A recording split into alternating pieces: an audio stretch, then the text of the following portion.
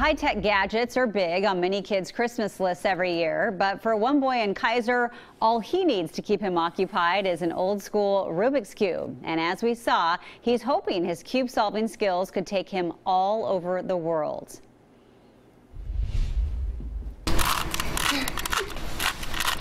He's a fast-fingered, quick-thinking, algorithm-minded second grader at Clear Lake Elementary in Keizer. I'm going to do a pattern, but with my eyes closed, and do it back.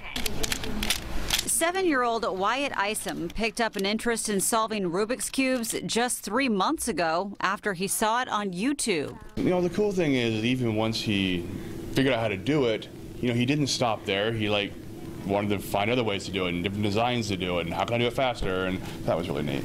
We visited his second grade class to watch Wyatt hold the attention of his classmates as he solved a cube over and over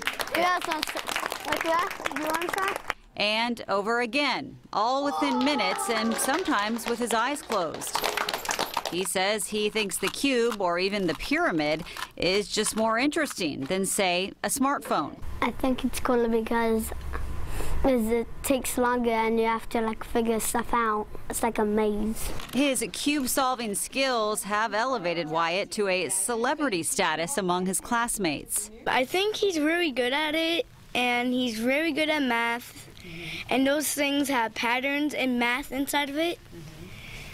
And I think he's really good at it. He has really talent. I think he has a really good talent about it because he's been practicing a lot.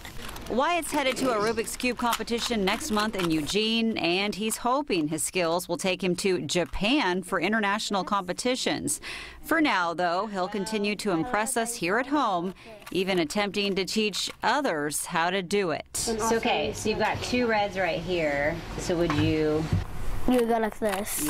You would do the same thing. I don't know, Wyatt. Are you guys getting this? No.